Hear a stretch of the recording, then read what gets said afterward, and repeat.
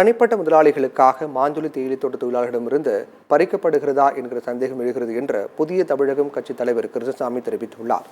மாஞ்சொலி தேயிலை தொழிலாளர்களை வெளியேற்றுவது தொடர்பாக சென்னை நுங்கம்பாக்கத்தில் உள்ள தனது கட்சி தலைமை அலுவலகத்தில் கிருஷ்ணசாமி செய்தியாளர்களை சந்தித்தார். அப்போது பேசிய அவர், நெல்லை மாஞ்சொலி தேயிலை தோட்டத்தில் 2028ஆம் ஆண்டு வரை ஒப்பந்த காலம் இருக்கும் நிலையில் தொழிலாளர்களை கட்டாயப்படுத்தி வெளியேற்றுவது ஏன் என்று கேள்வி எழுப்பினார்.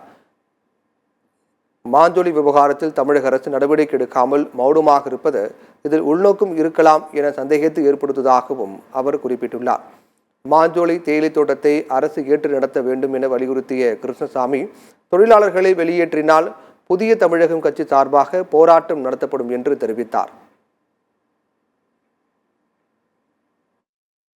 நீங்க தேயிலை தோட்ட தொழிலாளர்களை வெளியேற்றுவது இது அரசனுடைய முடிவா, அது பிபிடிசியுடைய முடிவா? அப்படின்னு அரசு வெளியே வரட்டும். நீங்க சொல்லுங்க, நீங்க முதலமைச்சர் அறிக்கை கொடுக்கட்டும், வனத்துறை அமைச்சர் கொடுக்கட்டும். காப்பு காடுன்னு என்னென்ன அப்புறம் சொல்ற கூட்டிட்டு போய் காமிக்கிறீங்களா? வாங்க காடுன்னு காட்டுக்குள்ள தாங்க தேயிலையே இருக்குது, தேயிலையே காடு தான். அதனால அவர்கள் இந்த வார்த்தையை பயன்படுத்தி ஏமாற்றக்கூடாது.